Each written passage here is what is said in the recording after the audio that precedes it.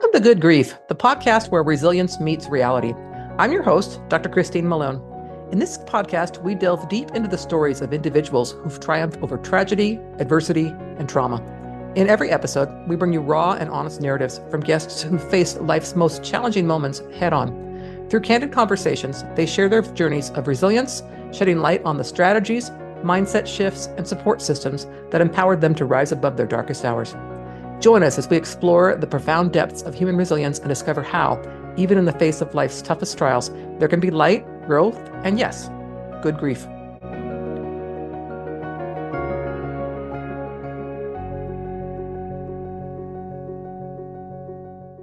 Okay, listeners, thank you so much for joining me today. My guest is Nancy MacMillan. She's a psychotherapist and spiritual care expert who's worked closely with the dying and those who love them. Nancy brings deep experience in helping people navigate grief, mortality, fear, and healing through both clinical tools and sacred presence. So, Nancy, welcome. Thank you so much for joining me today. Thank you so much, Christine. It's a pleasure to be here and have a conversation about things that are not as so easy to talk about in This usual times. This is true. I find that, my guests on my show don't have trouble talking about it, but I do find a lot of people in our culture don't feel comfortable talking about grief, and yet we're all going to experience it at some point in time in our lives, whatever that loss might be. So I find that to be. So tell me, how did you get started with working with death and dying? Is that kind of what your clinical practice focuses on as people who are grieving?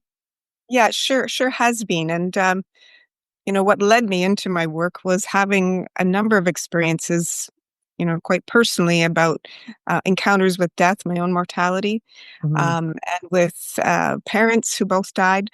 And that led me into, being more curious and interested in leaning into death, which Yeah. is, trying to lean into it rather than away from it, because that's almost the practice that our culture has learned how to do. So we have less experience being up close with death. And, is that why there's so much fear around it? There's sort of, we've become insulated from it. And so then we make assumptions about it, and TVs make assumption about it.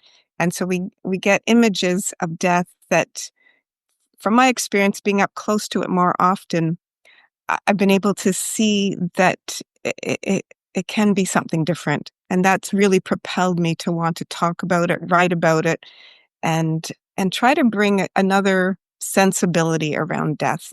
Yeah. Yeah. You know what strikes me about as you're talking about that is how our culture here thinks of death as being, horrible, and so we should avoid it at all costs. And what that leads to in our healthcare system, I'm assuming around the world this is the case. I know you're in Canada, is people being on life support or whatever, well beyond when quality of life has ended because they don't want to die.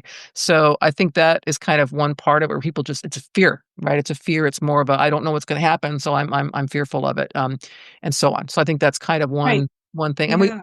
spend a lot of money on end of life treatment that's Yeah. in many cases futile, Yes. but that's a whole different topic. You know that very well. And, some statistics say like 75% of us might end up in the ICU. And, is that the way we want? Nobody really wants that as our ending. So how can we back things up so that we can navigate that a little more consciously? How do we bring more consciousness to our obviously end days that are going to come? So Mm, backing things up, whether that's through, more conversations, advanced care planning, um, and getting to see. It's hard to get to see death if you've been away from it so much. But if you do have people in the hospital, like being able to go and visit and spending time at the bedside, and talking even with the people that you're with about what it is it like to be dying. Can we say those words and be in the same room with that word, that reality, yeah, and not leave our loved one or friend alone in that reality, but yeah, be with them? And the richness of conversation that can come by being real and allowing death into the room as a companion that we have to get to know right. brings such a depth of relationship. And, maybe that means crying together. Maybe it means saying, I'm going to miss you, and crying together But, doesn't that make life so much more rich and meaningful? And it starts us down that road of what real grief and living with it and letting grief shape us and do its work with us, which is, a hard task, but it's a transforming one. And if we allow it to do its work, we will be transformed and we will be richer people in the end. Yeah. Yeah. And we will do something with it. You will make something beautiful out of it, like you're doing with these podcasts, that we can make something out of our suffering and our grief. Absolutely. Two things came up for me in my head as you were talking. First one was when you were talking about people don't want to die in the ICU.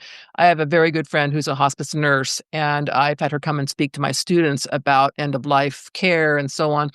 And she does some statistics, and I don't remember the exact numbers, but how many people would say they would like to where they'd like to die, and the majority of them are staying at home, but the majority of people actually do die in the hospital. And so she kind of relates that to, as you were saying, what was your plan? Have you expressed your plan? Have you written it down? Those types of things, so that people know, your family know where you'd like to be, rather than in the hospital, very expensive care. And I'm not comfortable. I mean, I was in the hospital recently, and it's not comfortable to be in the hospital. It's very expensive. So, the other thing that came up to me when you said about acknowledging that someone's going to die. So my children, because I had a disabled son that we knew was going to pass away, my two older children, I had discussed with them what death meant, and so on. They were, I think, in the 5th and 7th grade at the time. And my stepmom was quite ill with breast cancer. Actually, she was dying. And we went down there to visit. And my son said to her, Grandma, I'm really going to miss you when you're gone. And I remember my dad was very uncomfortable, because acknowledging that his wife was dying to him was not comfortable. But it inspired this conversation between my son and his grandmother that was absolutely beautiful. And I'm certain it helped her. And I know my son was, he just wanted to tell her, I'm really going to miss you, and what I'm going to miss about you, and acknowledge that. And we never saw her again. She died a couple weeks later. So, it really was very powerful. But I don't know how many people do that, but I love that you brought that up, because I know that was pretty powerful in my family's life. Oh, and that probably helped, his grandmother not be alone in it. Like, can you imagine the biggest, the elephant in the room, basically, and nobody wants to let it in. Yeah. Yeah. I made a practice of talking to my mom about dying and death, for many years. It was my interest, of course, but because her memory was always changing, I could always bring it up and she wouldn't remember that we've talked about it. So that was one of the reasons as well. Yeah. And I think she was in a long-term care home towards the end. And, whenever we talked about dying and death or how she'd like things to be, she became more present. Her memory, her faculties, she became more lucid because it was important and relevant. Yes. Most things that are going on in their lives, or the conversations, are about, mundane or inane things, right? So have something actually important, Yes. gives them some validity and honors them as intelligent. So, so true. I'm yes, absolutely. I'm 100% agreeing with everything you've said. I think it is important for people to express to their family what it is your wishes are. So, Mm. I mean, I have had all my power of attorney, all those documents I've had in place for a very long time, because of my experiences with, you don't know how long you have here, sort of thing. But to really I think it's easier for the people left behind to know, what do you want? You want this, you want that, whatever, so that you aren't dealing with it when the person's no longer able to talk to you about it. So I think that's very helpful too. So, some people are really uncomfortable. So tell me a little bit about what are the most common fears and anxieties that people have about death and dying. Mm. Well, I think we can each answer that in our own way. I think it's, the fear of what's next. Like, right. Yeah. Next. And so that's part of the conversation to have with people. You can do your advanced care planning of all the, the wishes, but also, can we lean a little bit forwards and say, so what do you think happens afterwards? Can we just open that conversation up and let our imaginations take us to that next step of beyond? And then it can be a playful thing. It can be an imaginative thing. Obviously, some people will have religious beliefs or spiritual beliefs. Some people don't, but everybody has an imagination that can help them take that next breath in a sense of what's going to be next. And I think whenever I brought that up to people who are dying, and even if they have no spiritual religious convictions, I'll say, have you ever experienced, a loved one after they've died in some way? You- And almost every one of them will say something, something strange had happened or some Right. synchronistic event had happened that opened up. It's like, well, maybe there is something there. Mm-hmm. So Mm-hmm. if most people have that sort of experience, it's one way or the other, how can we live our life to make that, part of our life and inform our life and inform, to help us have more courage for that, the next steps. That is another transition, it's another stage of life, we could call it, after death. Yes, and I don't know that I've shared this with many people, but my son passed away at home. My son when he was 4.5, and I was with him when he passed away, and I knew he was dying. He was very, very ill the week before he died, and I was there with him, holding him when he passed away, and that sensation of I want to say like I'm going to use the word spirit kind of passing through me and the calmness and so on that I felt from him was really, I mean, it's really hard to explain, but I think I'm talking about what you're dealing with there. Was really, I felt it was the best, one of the best gifts I've ever been given was that I got to be there with him and have him, I don't know, whatever. And he was nonverbal. He was very disabled, so he didn't ever speak to me with words, but I just felt that, and it was amazing. So Thank yeah, you so much for sharing that. And that's the subtle art that we're talking about of perceiving what's going on. And I yes, think the closer we are to death or dying of our loved ones, as hard as that is, yes. the greater chance that we'll feel that Mhm. there is something more that, and that is actually oddly beautiful is I going would on. absolutely describe it as beautiful. Beautiful. So I call it the greatest gift I've ever been given, and people kinda look at me like, "We what now?" And I think you don't understand. Again, I wanna use the word spiritual, but I'm not a religious person, so I don't mean it in a religious way. I mean it in a s a feeling way, if you will. And in my case, my son, really, again, he was very disabled, really responded to the color yellow. So, yellow always reminds me of Ian. And I know when I'm having a really bad day, for example, I am always confronted, something yellow will come up for me. And it'll be, like I went to visit the cemetery the other day to bring him some flowers, and there were yellow buttercups cups growing all over his grave. No one else's grave around him, but he had little yellow Oh, cups, which was really cool. So when I see that, I always think of that as signs that he's, "Hey, mom, I'm hanging around, I'm looking over you," and so on, which I absolutely, I just love that. So that's part of my process with losing my son for sure. So, and again, well, it's part of my process too of just having been with my father when he died. And I was in my 30s, so I wasn't, it was new to me, this work. And afterwards, I had this feeling that my hands were longer, I could stretch longer. And it was as if I could take on more now. It was like he was giving me this image, this nudge that he was going to help me take on more things in life. yeah, And so with that image and dreams I've had of my beloveds who've died, it's just given me a sense that we can keep a connection going.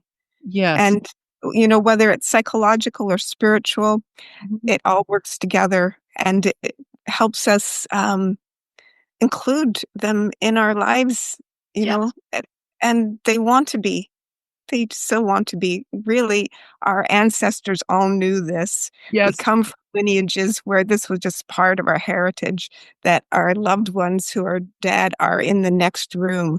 They're yeah, not gone, they're not lost, they're right close by. right, But we have to turn to them a little bit to include them and welcome them. yes, Otherwise, they don't have a way in to be present and to give us those nudges, give us those yellow buttercups yes, or the cardinal that lights on your windowsill when you needed that friend. Right. you know? Yes. Yeah. Yes. No, for sure. I mean, another example.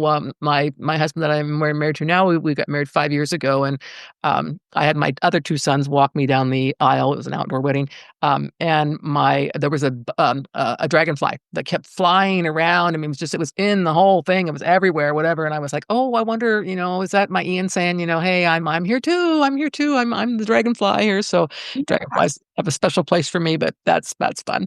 So tell us about your book. I know you've got your book there. We're going to put a link to it in the podcast notes for people so they can find it easily. But what inspired you to write it, and what's it Mhm. all? Sure.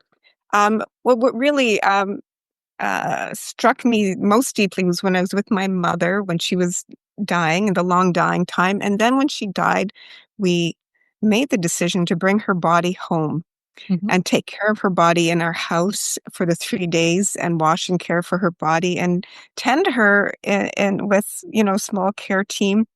But the intimacy and the beauty of that experience just transformed my sense of what death can be like mhm, and how it can help us with our grieving.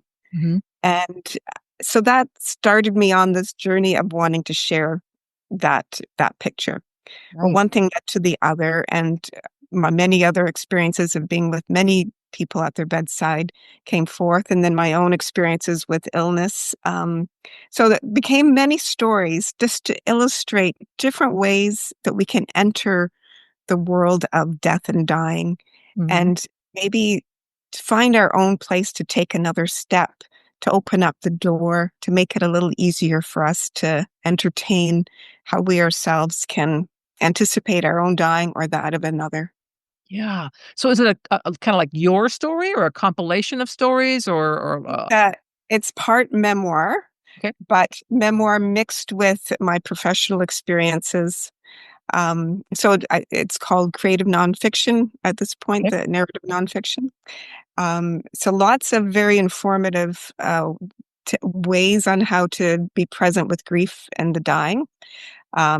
Technical things on how to be with somebody a person who's died in their body, and then many stories of what it's like to wrestle with one's own illness that could be could lead to your own mortality.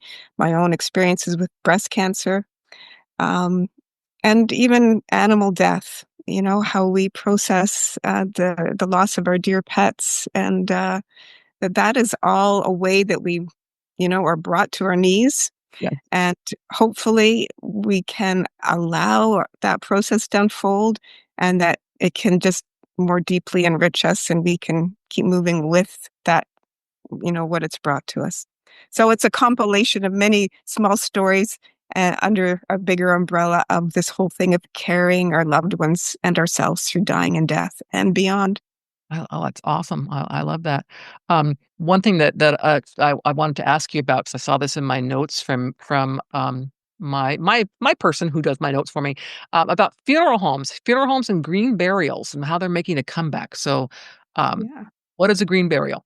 I think I know, but tell us what it is. Sure. Green burial is well, it's another option on how we can bring our sense of wanting to be closer to the earth, with the earth, and not harming the earth through creating natural ways to bury bodies. So with green burial, you don't need to be embalmed. In fact, it's recommended you're not embalmed. You have a natural material casket or you have a shroud, and you're buried 3 feet under, not 6 feet under, Okay. because our decomposition happens much more quickly and we actually aid the earth Mm, by decomposing our bodies in relation to all the microorganisms that are closer to the surface of the earth. right. And that combined with it being in an environment where we're not putting big headstones and we're not doing a lot of chemical spraying, it's creating a natural environment so that we can, have our bodies being with nature and wildflowers and trees. So that's the goal. And there are many green burial sites now available. So that's very exciting. That is exciting. It's reminding me, I was in New Orleans in Louisiana in December. It's one of my favorite cities to visit. As I mentioned before we started recording, I absolutely love to visit old cemeteries. And of course, their cemeteries are amazing. And they're all above ground. And the way they work, or they have like the bodies put in, and then it degrades to the bottom, and then the next one goes in, and so on. So the remains, if you will, are becoming ashes at the bottom of this grave rather than caskets and so on. It's really an amazing thing to see how they Right. there. But it's kind of that idea where you're not taking up a plot of land somewhere with 10 people. Their remains are all in this place there, and they don't do embalming and all that kind of stuff. So it's no chemicals involved. It's just and they're with their loved ones, the remains of their loved ones in there, which like the family burial plot, whatever, which I think is just, Right, right. And the beauty of being like, it's only in my later years that I've come to appreciate cemeteries again yeah. as a very evocative place to go and to have commemoration and a place that's part of the earth where we can go to and do our small little deeds that bring us in relationship to our loved one again and the earth. So it's a lovely, soulful way we can interact with the whole thing of death and dying and the earth. Yes, no, I agree. I don't know. I'm no judgment on somebody who wants to do, scatter the ashes, whatever. But I personally find it very. I don't know. I really like. I actually enjoy going to the cemetery and talking to my son and so on and so forth. Having being there. Hmm. So I think I personally I like that. I know there's a lot of people who don't do it. Whatever. Again, Right, right. I think we've lost touch with the point of it. So, it's like with almost every facet of the whole thing of death and dying, we have to bring more consciousness to it to then remember why and when do we make it meaningful again. right? Yeah, and to also remember that not everybody grieves or processes these things in the same way. So there's not one right way. No, But absolutely not. It's just bringing back, and with cremation, we can still do cremation in a meaningful way, but it's just bringing, okay, how do we make that? I think what what prompted me to speak more about it was how many people have cremains in their basement. oh yeah, yes, We did. My husband had his parents because we didn't know what to do with them. right, right. So it's again just finding where do we honor and where can we make a meaningful moment happen. Yes, I have made it very clear in all of my documents to my children that I do not want to be on somebody's mantle, and yeah, don't leave my cremains like that. Or who's going to be responsible for me? It's like no, no, no, no, no. I don't want to deal with that. But yeah, you're right with that. How many people are held up somewhere in the basement or the garage or wherever you might be, and where did they want to be? So kind of that's part of that conversation of what do you want me to do with your remains or your cremains, whatever Right. gone, rather than I'm going to make that decision based on my own. For example, my stepmom, my dad's wife, they had not really discussed it because it just wasn't a comfortable topic for them. So he just assumed, okay, well, we'll just do a regular burial, whatever, and so on. And I'm thinking, is that what she wanted to do, or is that just kind of what she thought she wanted to do? So yeah, that comes into mind. And again, it isn't a comfortable conversation for everyone. That's for sure. So that the next question I have for you, this is kind of an interesting one about helping people learn to die before they die. So how can people kind of become more comfortable with the concept that, I mean, I don't think it's a surprise to any of us that we're not going to get out of this life alive. We're all going to go at some point in time. But just how do we become more comfortable and in tune with that? Right. Well, it's going to look different for each of us. Um, but as I try to point out in my writing, it's sometimes it's the small things of letting go of things that we may have some strong attachment to that just gives us some practice of what it is to let go. How Mm-hmm. do we let go at the edge of anything and know that there's more after that? So Yeah. it's a bit of trust and it's a bit of wrestling with our ego, what we, our sense of what we think we should have or want. And can we let go of that need and see what happens and see that it's okay? So these are building in the small things of letting go, dying to what we think we need to have or our ego wants and knowing that's okay. And that builds up a muscle that we can then get stronger for the bigger letting goes as we get closer to our loved ones dying or our own death. We have to start on smaller things so that we have that capacity to do harder work at the end. Do you find either in your professional work or with clients, whatever, that people who have experienced more grief or death and so on are more comfortable with their own death and dying? So, for example, having lost people very close to you, and then when you're thinking about your own end, less fearful, less, I don't know how to phrase that. Do you find that? Mm. Well, I suppose it depends on what that experience was like for them. And have they been able to process it? Have they been able to be transformed by it, by being up close and seeing that, oh, maybe this dying was more peaceful than I thought. And that gives you confidence that Yeah. maybe my dying will be more peaceful than the imaginations that can come in when we don't see that. That, our bodies have an intelligence on how to die, just like we know how to be born. Our bodies do know how to die. And allowing that process to happen is safe. Right, And right. and it's not as painful as it might be, as we might be fearful of. I think we fear pain Yeah, and loss of dignity, but palliative care has come so far that pain is seldom the issue. right. There's other kinds of pain, which is more our anxieties and our fears. Mhm. And our loved ones can play a big role in being a presence, a calm presence, a loving presence that can help bring that kind of pain to a level that can be worked through. So we Yes. do have a role to help our steady mind be a refuge and our loving heart be a calm environment to help people through the pain and the fears that come towards the end. Yes, I think the reason why that occurred to me to ask you that is my experience, as I mentioned with my son, is the only person I've ever been in present with who's as they're passing away. And it was such a beautiful thing for me that it really transformed my whole thought about my own death to say, gosh, if it's that amazing, I mean, what's there to be afraid of? I mean, it's just, and I know sometimes people think I'm morbid when I say things like that, but it's like, I'm just saying, it did really change my mind shift on what our own end will be like and how it's not this, clutching, whatever. It can be very, very, very beautiful. And, yes. And again, I'm going to use the word spiritual again. So that's one of those things. But I know. How about the role of myth, dreams, and ancestors in dying? That was the other question that your Gail had Okay. suggested I ask you. Right. Um, well, it's been said that, if we don't have a place to situate death within a bigger context, such as myth or poetry or art, then we get lost and fear fills the void. Hmm. So so so I just, anything that brings you into creative expressions in art and poetry are filled with being able to take us across a threshold of our imagination where more is at play.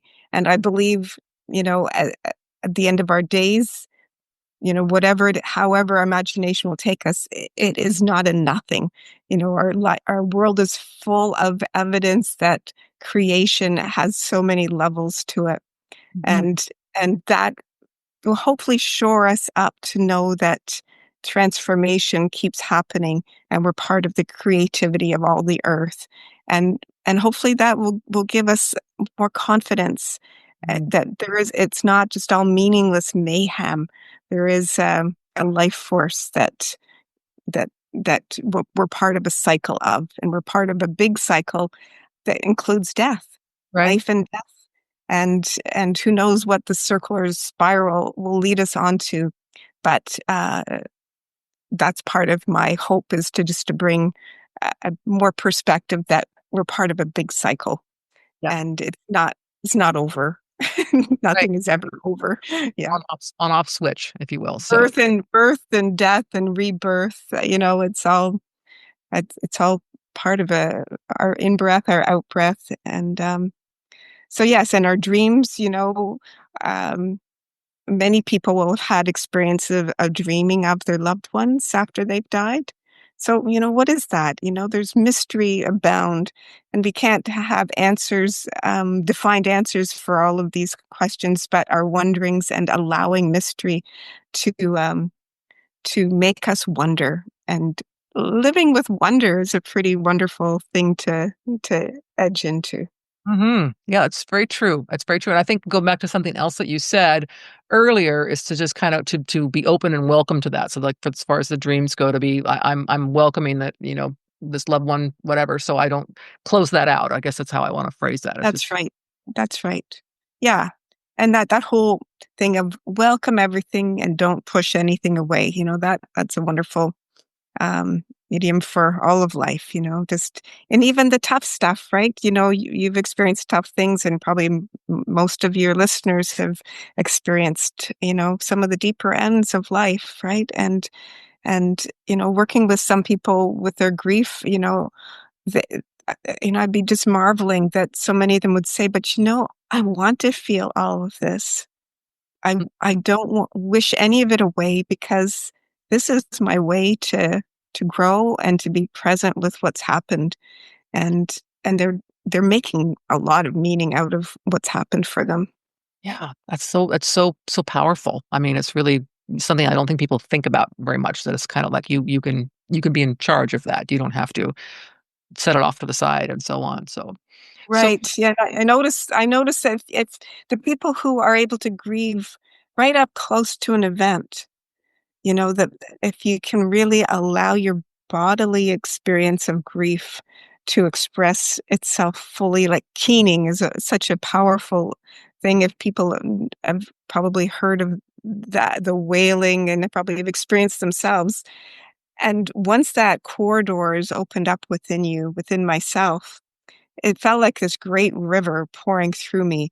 And it just felt like so much part of all of life yeah. to allow that to move through me. And I know so many people who have a hard time allowing their bodily response to the depth of grief. Mhm. And I know it's hard. We don't have ways in our society anymore that show us how to do that. And so I know it's hard, but I also know that if we don't deal with that howl, that wail that's in the bottom of our basement, Mhm. then it will come, it will numb us Yep. for years to come. Yep.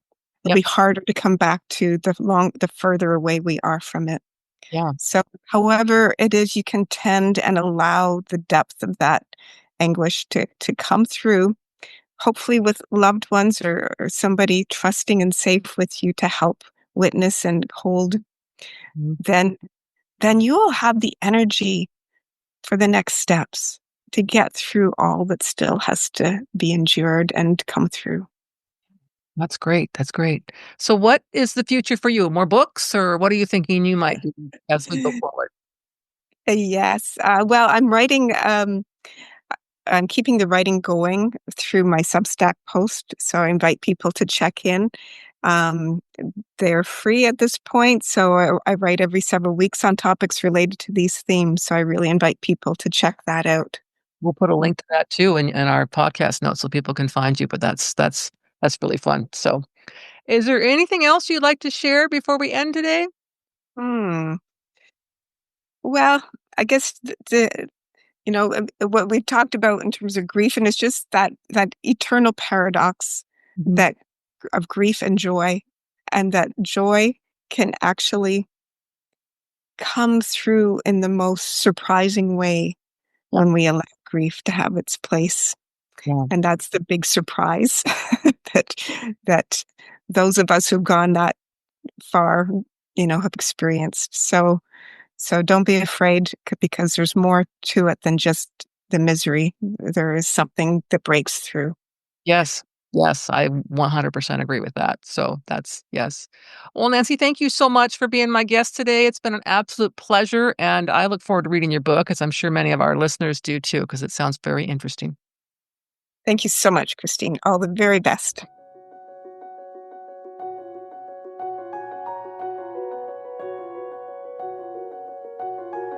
Thank Thank you for joining us for this episode of Good Grief. We hope that stories shared today have inspired and empowered you on your own journey of resilience. If you want to dive deeper into the themes of trauma, tragedy, and survival, be sure to check out my memoir, The Day I Became the Spider Killer, a memoir of trauma, tragedy, and survival. In this book, I shared my own raw and honest experiences, offering insights and strategies for overcoming life's toughest challenges. You can purchase the book on Amazon, Barnes & Noble, or listen to it on Audible. Your support helps us continue to bring these powerful stories to light and spread a message of hope and resilience. Stay tuned for more incredible stories on our next episode. Until then, remember, even in the face of life's toughest trials, there can be light, growth, and good grief.